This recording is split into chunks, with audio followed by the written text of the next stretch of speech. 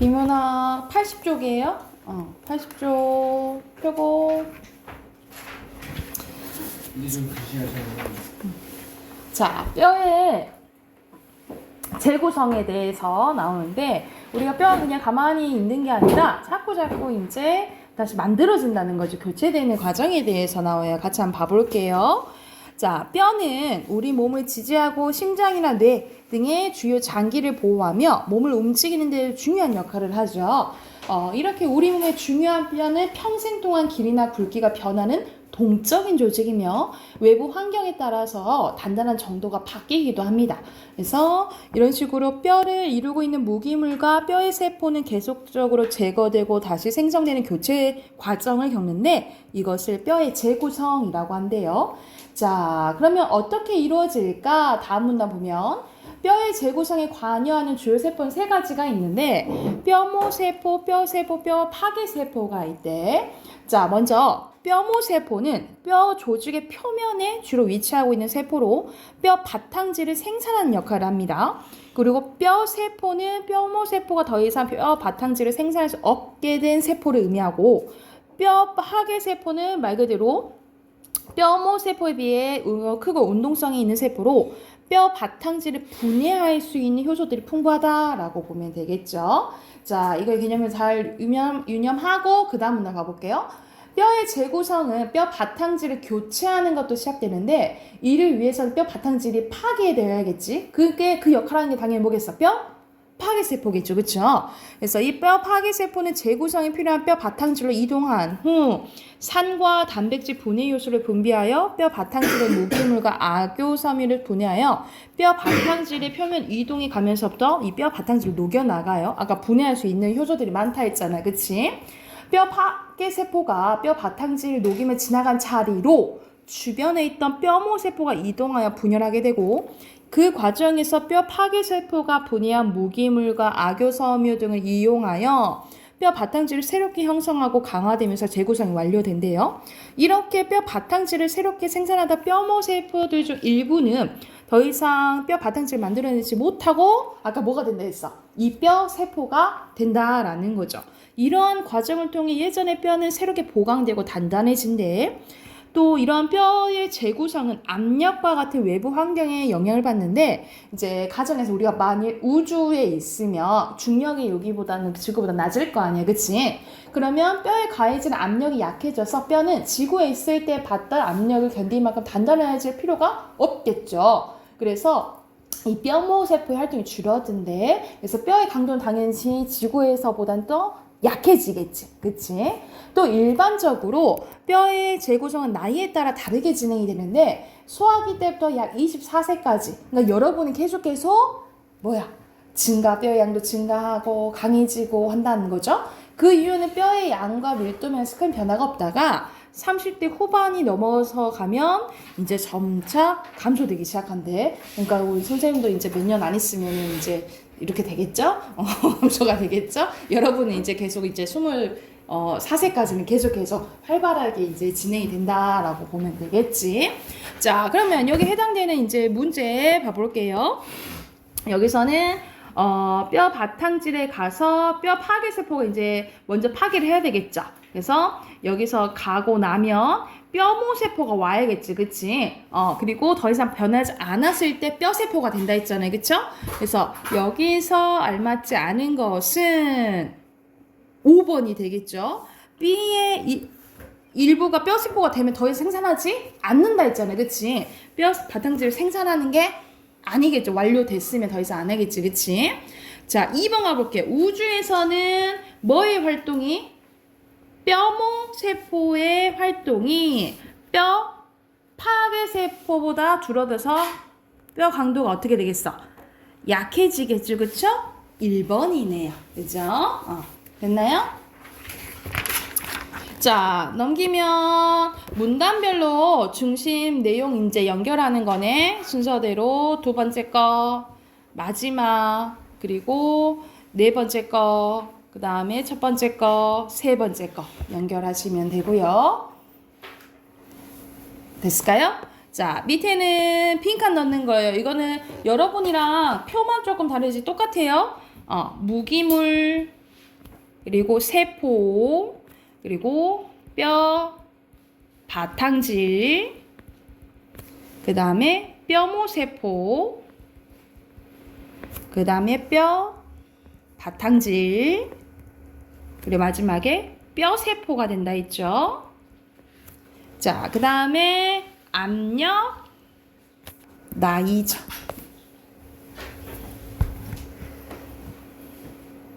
됐을까요?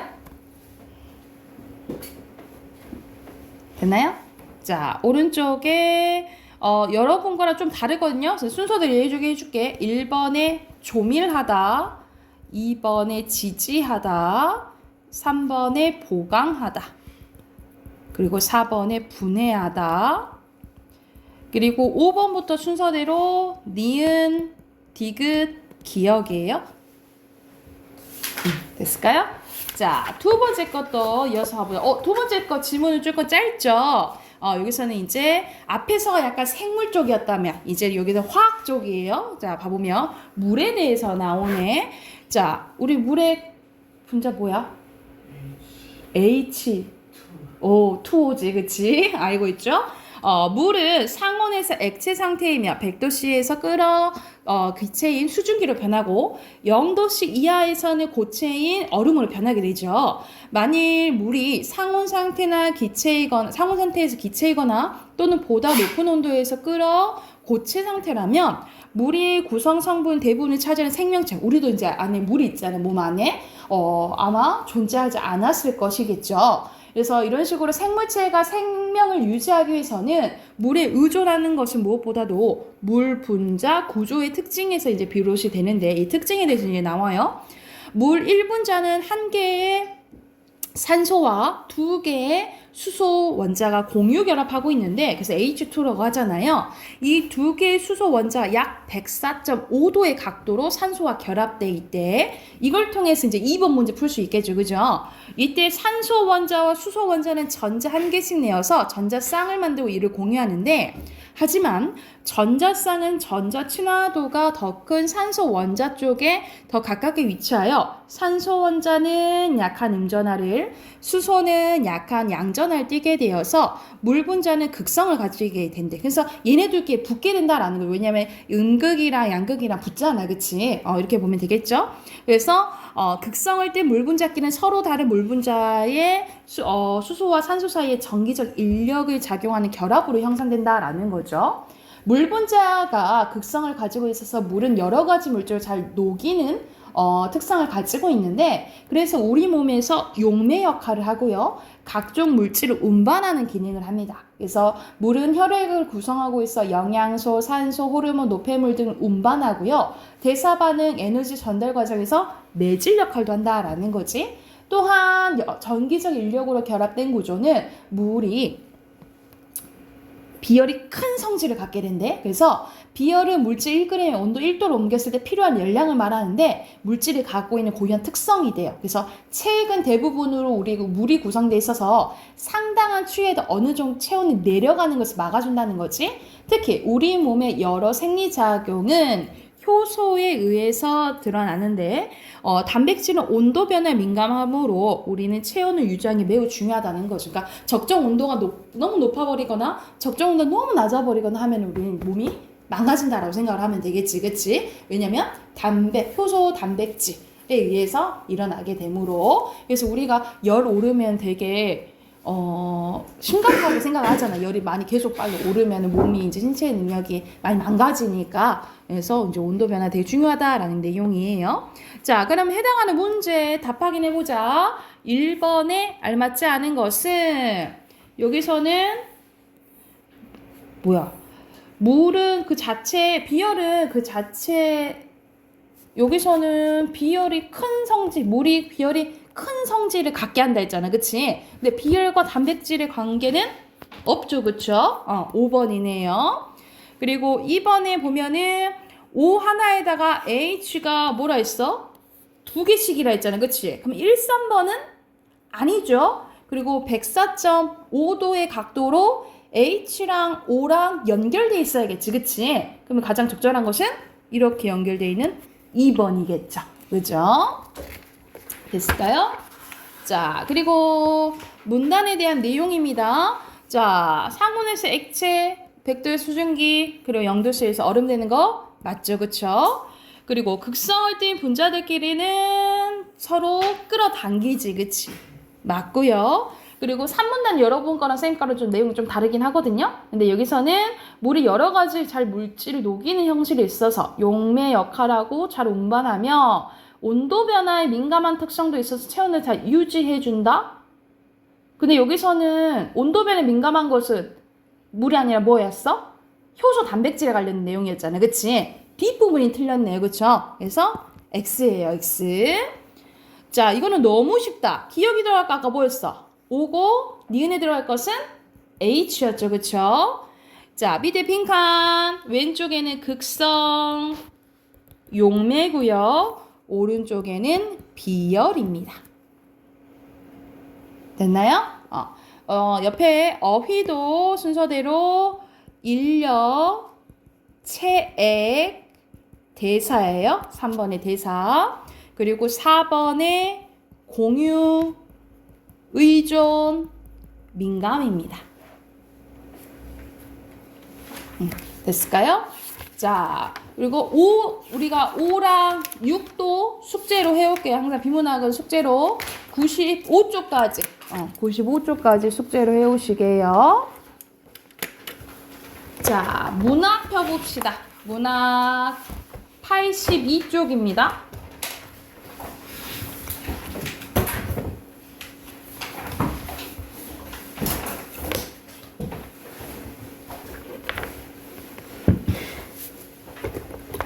자, 우리가 앞에서 쌤이 고전소설의 특징 알아둬야 된다 했잖아. 그치? 그래서 고전소설의 이제 또 두 번째, 앞에서 우리가 박시전 했었고, 이제 춘향전이 나오는데, 춘향전은 그냥 소설이 아니에요. 그냥 고전소설이 아니고, 이거는 이야기가 먼저가 아니고, 판소리가 먼저라고 생각하시면 돼서 보통 이제 4단계를 거치거든요. 어떤 4단계를 거치냐면, 우리가 입으로 전해져 오는 이야기가 설화고요.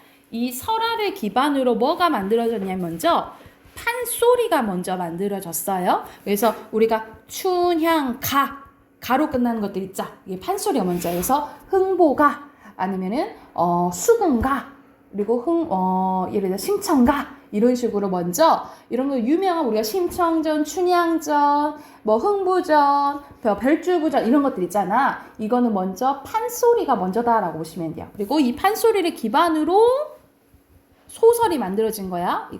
이것을 판소리계 소설이라고 합니다. 그래서 춘향전은 무슨 소설이야? 판소리계 소설이고 우리가 고전 소설에서 약간 현대 소설로 갑자기 뿅 바뀌진 않았다 했잖아. 그치? 이 고전 소설과 현대 소설의 과도 기적에 있는 것이 우리 일제강점기 때 개화기 시절에 잠깐 쓰인 게 신소설이라고 있거든요. 그래서 이 춘향전과 같은 것들은 이렇게 4단계를 거친다라고 생각하시면 돼요. 예전에는 신소설이 조금 나오긴 했는데 요즘에는 잘 안 나오거든요. 그래서 이게 판소리계 소설이다라는 것만 우선 알고 계시면 될 것 같아요. 자, 춘향전은 너무 유명한 이야기라 다 알고 있지.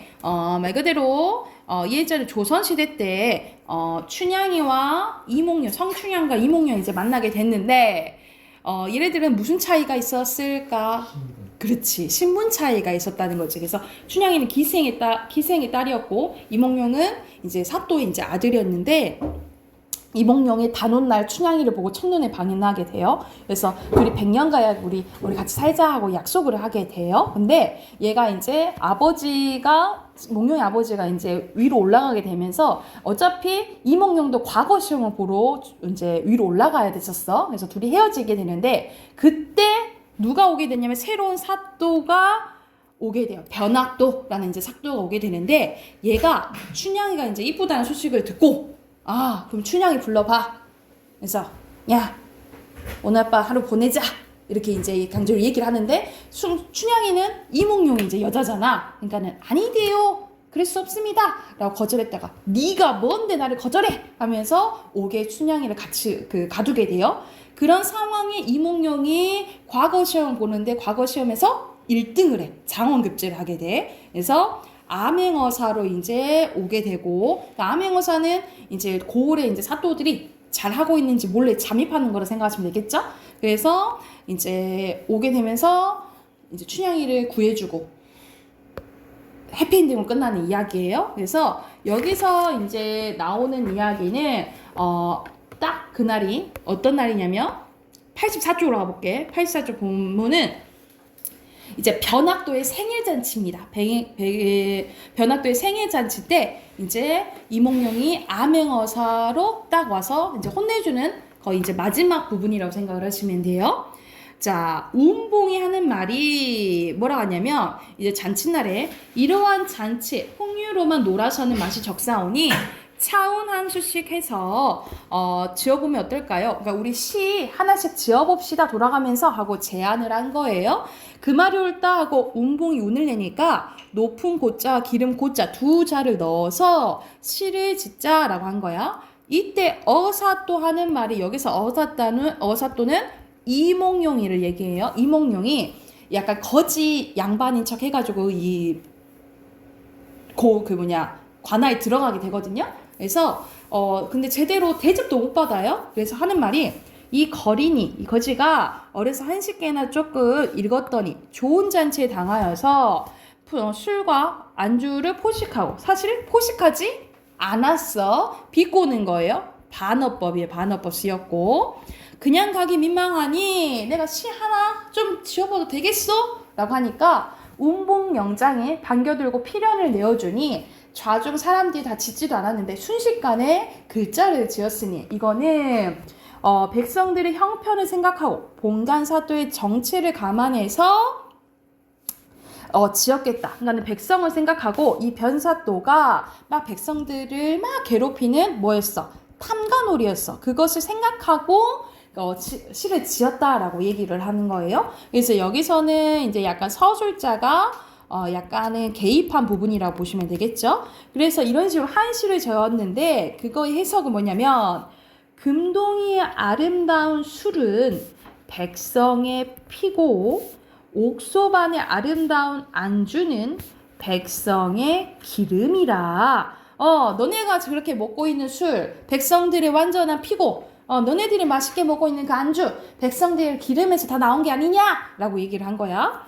그리고 촛불 눈물 떨어질 때 백성들의 눈물도 떨어지고 노랫소리 높은 곳에 원망소리 높다라고 하면서 멋멋은 멋머다라고 표현한 거야. 그래서 이건 전체적으로 무슨 법? 은유법 쓰였다라고 써놓으시면 되고요. 그리고 여기랑 비슷한 문장 구조가 반복돼요. 비슷한 문장 구조가 반복되는 것은 대구법이라고 보시면 됩니다. 그래서 여기 시에는 이 시가 나오면 이거 기억하시면 돼요. 은유법이랑 대구법이 쓰였다라고 기억을 해두시면 돼요.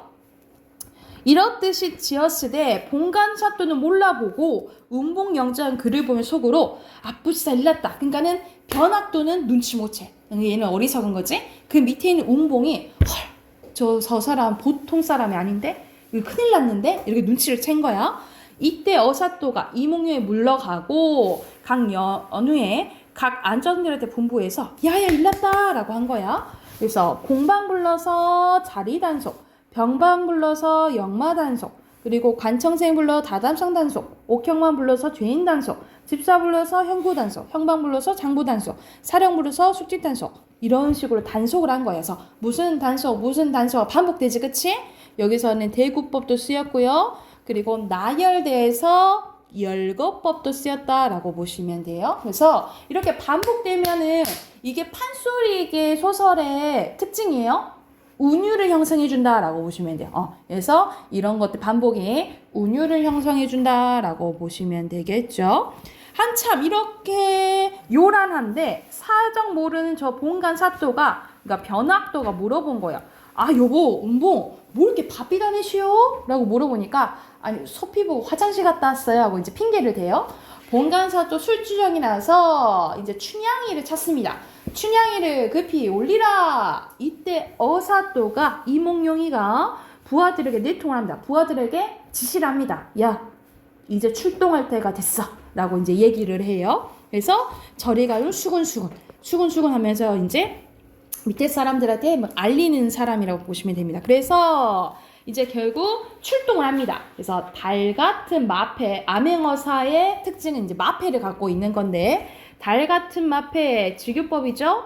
햇빛같이, 여기도 직유법이지. 들어서 암행어사 출두요 했다라는 거죠.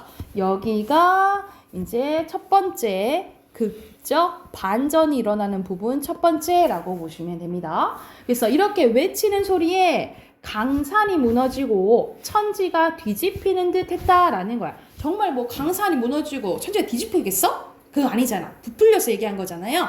그래서 여기서는 과장법 쓰였고요. 그리고 초목 금수인들 모든 생명체가 안이 떨었겠냐? 다 떨었다 이 말이지, 그치? 일부러 의문문 형식으로 표현한 서리법이라고 보시면 돼요. 그리고 여기서 한 가지 더, 여기서는 서술자가 개입해서 이제 이 상황에 대해서 얘기를 해준 거예요. 선생님이 서술자가 개입한 거 같은 말로 뭘 한다 했어? 편집자적 논평량. 그래서 여기 있는 세 가지 기억하시면 돼요. 중요한 부분이겠지. 미음 표시돼 있잖아. 과장법도 쓰였고 서리법도 쓰였고 그리고 편집자적 논평도 쓰였다 라고 기억을 해주시면 돼요. 이해가 됐을까요? 그러면서 쓰면 그 다음 쪽으로 가봅시다. 86쪽 갈게요. 자, 86쪽에서 출두야 한 거야. 그리고 이제 막 이제 사람들이 아메오 출두야 하니까는 이제 거기에 있던 사람들이 이제 다 도망가기 시작하는 거예요. 그래서 A 부분 있죠. 이제 A 부분 이제 도망가는 장면이야.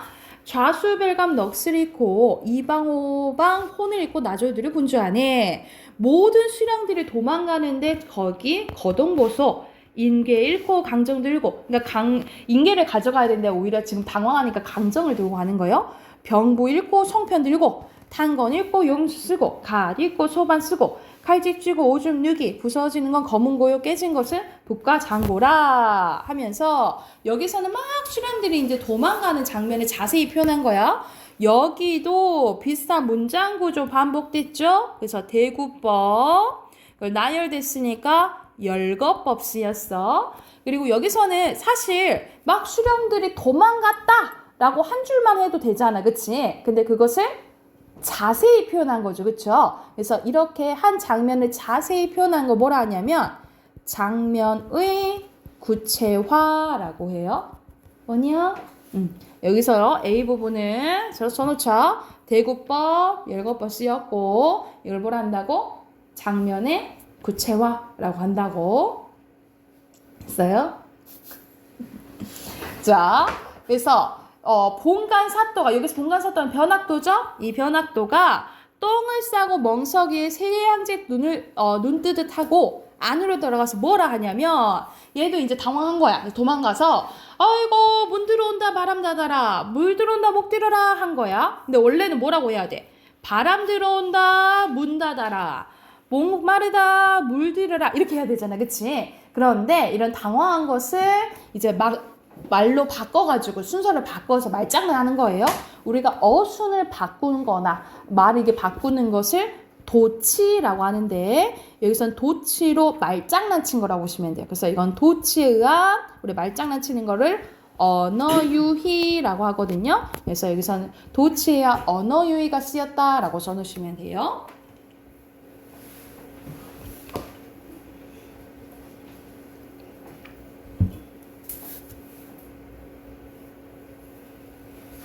됐을까요? 그래서 관청색은 상을 잃고 문짝을 잃고 내다르니 설이 역조 달려들 호다다 에고나 죽네 하고 이때 어사또 분부하되 어사또는 본고 파직하라 너 해고야 이렇게 해버린 거야. 그래서 사대문에 방을 붙이고 옥형리 불러 분부하되 니골 옥에 갇힌 죄수를 다 올리라. 그러니까 지금 갇혀있던 죄수들을 올리라고 한 거야. 그래서 호령하니 죄는 올린다. 다 각자 죄를 물은 후에 죄가 없는 사람들 풀어주는데 자, 저 계집은 무엇인고? 형리 여쭈오되 기생 월매 딸이온데 관청에서 포악한 죄로 죄 옥중에 있습니다. 무슨 죄인고? 하면서 일부러 떠봐요. 그래서 본관사또 수청들라 불렀더니 수절이 정절이라 수청 아니 들려고 사또에게 악을 쓴 춘향이로소이다 라고 하니까 어사또가 이 춘향이를 대고 춘향이한테 다시 한번 떠봅니다. 너 같은 년이 수절한다고 관장에 포악을 하였으니 살기를 바랐소냐. 죽어 마땅하되 내 수청도 거역할까? 나도 거절할래? 라고 이제 한번 떠봐요. 그랬더니 넘겨서 88쪽. 춘향이가 이때는 이제 이몽룡인지 몰라요. 안보여서. 그래서 춘향이가 그걸 듣고 내려오는 관장마다 모두 명관이로구나. 아주 훌륭한 관리 납셨네. 라고 얘기를 한 거야. 사실 이건 뭐야? 진짜 훌륭한 관리라는 거야? 아닌 거지. 반대로 표현한 여기서도 반어법 쓰였어요. 어사또 들으시오. 뭐라냐? 층층이 층암, 절벽, 높은 바위가 바람인들 무너지며 청송, 녹죽, 푸른 나무가 눈인들 변하리까? 변한다, 안 변한다? 안 변한다 이 말이야. 서리법 쓰였고요. 자, 선생님이 여기서는 네모랑 세모 쳤잖아, 그치? 자, 네모랑 세모 치시고 뭐냐 고개 들고 자, 네모는 뭘 의미하냐면 춘향이의 지조와 절개를 의미한다라고 주면 지조와 절개는 굽히지 않는 마음, 변하지 않는 마음 얘기해요. 그런데 세모는 시련, 고난. 아무리 이런 시련과 고난이 있더라도 내 마음 변한다, 안 변한다? 안 변한다 라고 얘기를 하는 거야. 그런 분부 마옵시고 날 차라리 죽여라.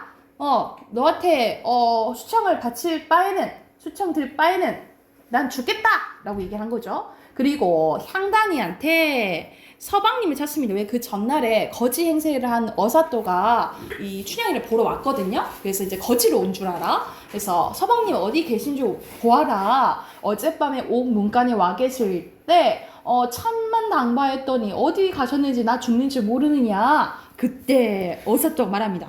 얼굴을 들어 나를 보라 라고 한 거야. 그래서 이때 이제 만나게 된 거예요. 그랬더니 거리인으로 왔던 낭군이 어사또로 되어 앉아있구나 하고 만나게 된 거야. 이게 극적 반전 두 번째입니다. 극적 반전 두 번째 표시하시면 되겠죠? 얼씨구나 좋으시고 어사낭군 좋으시고 남원 읍내에 가을이 들어서 가을은 변학도의 행포를 얘기를 해요. 떨어지게 되었더니 객사의 봄이 들어서 이와 춘풍이 날 살리는구나. 이와 춘풍은 이몽룡이를 얘기를 하겠죠. 꿈이냐 생시냐 꿈의 깰까 염려로다.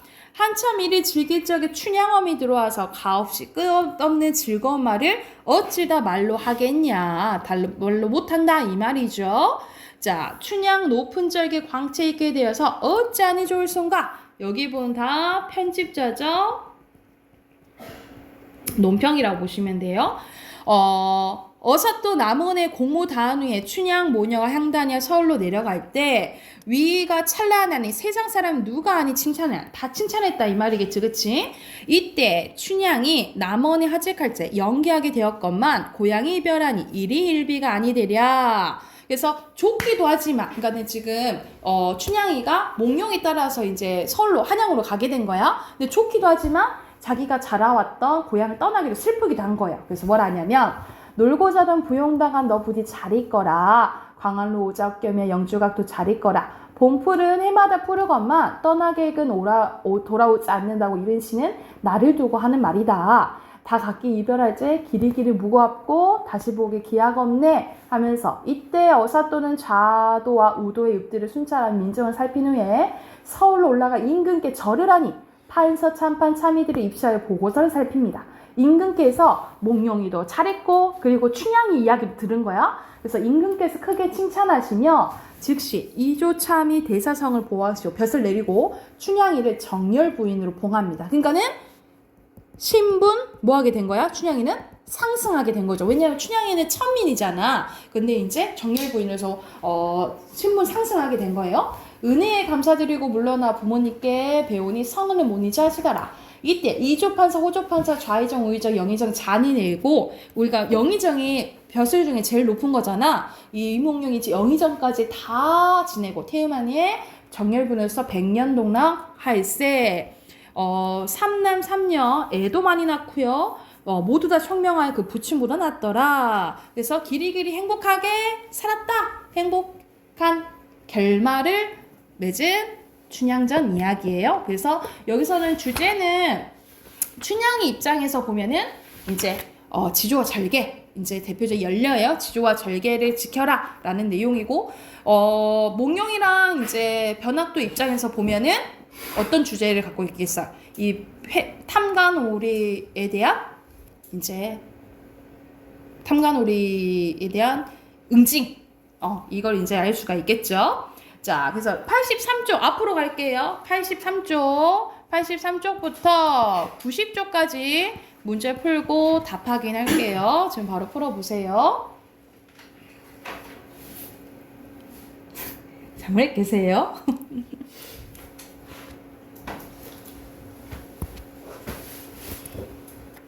자, 같이 한번 봐봅시다. 83쪽 보면은 자, 여기서는 서로 만나 사랑에 빠진 거 맞죠? 그리고 변사또가 부임하면서 이별한 게 아니라 먼저 이제 가버린 거지. X고요.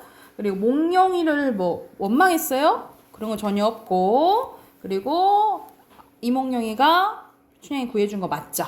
O, X, X, O고요.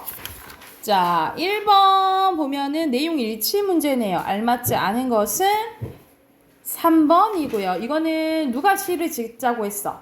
운봉이 짓자고 했고, 그리고 시를 지은 거는 누구예요? 어사또지? 어사또라고 보시면 되고, 2번이랑 3번이 좀 바뀌었거든요. 먼저 2번 보면은 적절한 거 2번이고요. 여러분 2번에 2번. 그리고 3번에 편집자적 논평과 하려는 거는 5번이죠. 3번에 5번이에요. 자, 4번 갑니다. 4번에 적절하지 않는 것은 여기서는 선생님 다 맞는 것 같은데요 라고 할 수가 있는데 여기서는 1번이에요. 왜냐면 여기서는 첨예하게 막 어사또랑 탐관오리가 변학도가 싸우는 게 아니잖아. 그치? 일반적으로 지금 대면하는 거지. 인물과 인물의 갈등은 막 드러나지는 않는다라고 보시면 되고요. 5번에 알맞지 않은 거 여러분 거 답으로는 2번이에요. 2번. 여기서는 춘향이 못 막다 있는 거 아니죠? 5번이 2번이고요. 그리고 6번에 해당되는 거 2번입니다. 혼비백산으로 이제 도망가는 거지. 자, 7번 갈게요. 7번에 여기서 확인할 수 있는 고전 소설의 특징이야. 행복한 결말이죠. 행복한 결말에다가 그리고 서술자의 개입 들어가죠. 그래서 여러분 걸로는 보면은 디귿과 리을이죠. 그래서 3번이에요. 7번에 3번. 그리고 8번에 기억은 선생님이 뭐라 했어? 반어법이라 했지, 그치? 반어법 고르면 5번입니다. 눈물 흘린다고 했지만 사실 눈물 흘리지? 눈물 흘리지 않겠다고 하지만 사실 눈물 엄청 흘릴 거다! 라고 얘기를 하는 거죠. 그리고 9번에 알맞지 않은 것은 3번입니다. 마냥 기뻐하지는 않고 기쁘기도 하지만 슬프다 했잖아요. 그치? 자, 빈칸 넣을게요. 빈칸에 첫 번째 여기 절개고요. 그리고 두 번째는 사랑. 그리고 세 번째는 탐관오리입니다. 탐관오리. 그리고 밑에 빈칸 사랑, 수청 이고요.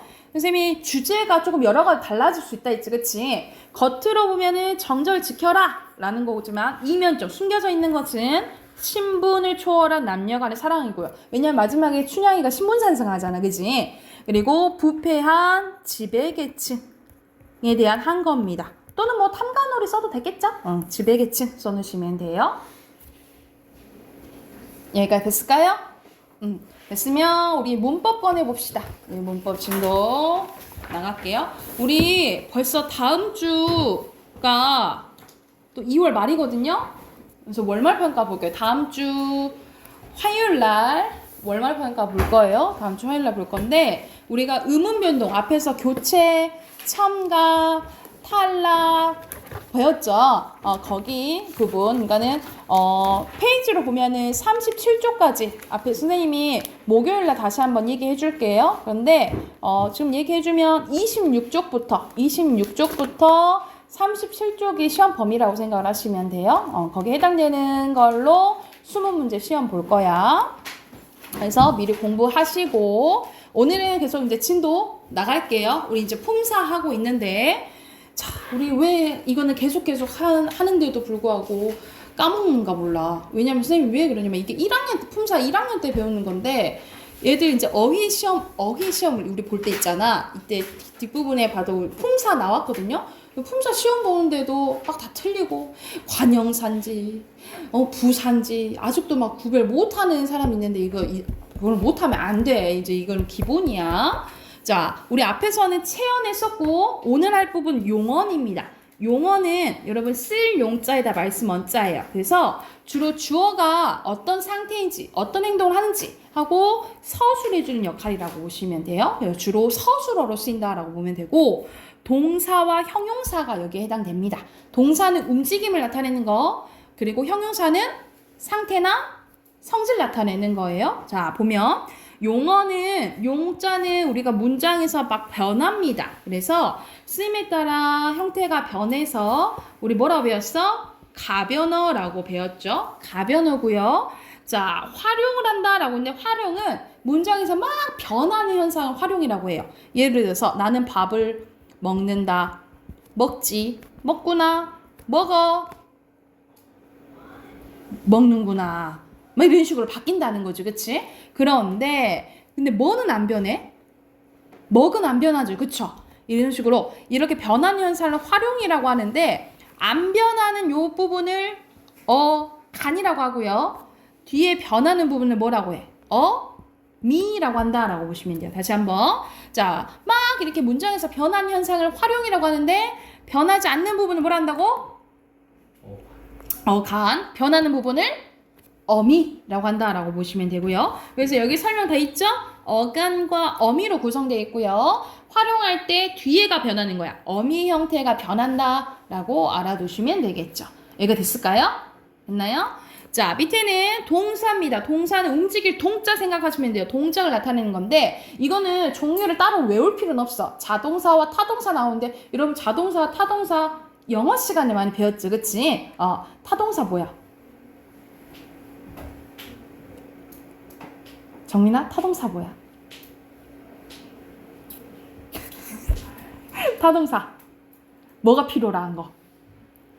타동사 하면 목적어가 필요한 동사를 타동사라고 해요. 예를 들어서 이런 먹다 봐봐. 먹다는 문장에 쓰이면 뭐가 필요해? 나는 무엇을 먹는다가 필요하지. 그래서 주어랑 목적어가 필요해. 그래서 목적어가 필요한 동사를 타동사라고 하고요. 목적어가 필요 없는 것을 뭐라고 해? 자동사라고 한다라고 생각을 하시면 되고요. 그러니까 이건 뭐 따로 외울 필요는 없어요. 근데 형용사는 좀 종류가 있어. 형용사는 사람이나 사물의 성질과 상태를 나타내는데요. 자, 말 그대로 예를 들어서 예쁘다, 달다, 춥다, 다르다, 아프다, 바쁘다, 피곤하다는 성질이나 상태를 나타내서 무슨 형용사라고 하냐면 성상 형용사라고 해요. 성상이란 말이 조금 어렵게 다가올 수도 있는데 그냥 성질이랑 상태를 줄인 거라 생각하면 돼. 그래서 성상 형용사라고 해요. 그리고 지시는 말 그대로 가리키는 거라고 보시면 돼요. 이러하다, 그러하다, 저러하다 대표적인 지시 형용사야. 그러니까는 이거밖에 없잖아. 이것만 지시 형용사고 나머지는 성상이다 라고 기억을 하시면 돼요. 다시 한번. 형용사는 뭘 나타내는 거야? 성질이나 상태 나타내는 거고, 종류는 어떻게 나뉘죠? 성상 형용사와 지시 형용사로 나눠진다 라고 보시면 돼요. 이러면 용언 끝이에요. 근데 알아둬야 할 게 밑에 별표 쳐놓자.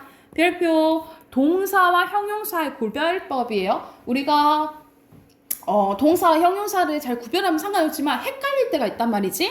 그럴 때는 가장 해보는 게, 자, 현재 시제에 는과 니은을 넣어보라 하는데, 는이랑 니은만 넣으면 헷갈려요. 어떻게 넣냐면 는다와 니은다를 넣어봐야 돼. 예를 들어서 봐봐.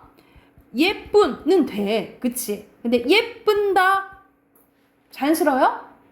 자연스럽지 않지, 그치? 이런 식으로 는다와 니은다를 넣어봤을 때 말이 되면 동사, 말이 되지 않으면 형용사라고 보시면 돼요. 이게 가장 구별법이야. 그리고 명령형 어미와 청용 어미와 결합할 수 있으면 동사 아니면 형용사거든요. 근데 헷갈릴 때가 있어. 예를 들어서 아이고 우리 예뻐라 쓰잖아요. 근데 예뻐라는 명령이 아니지.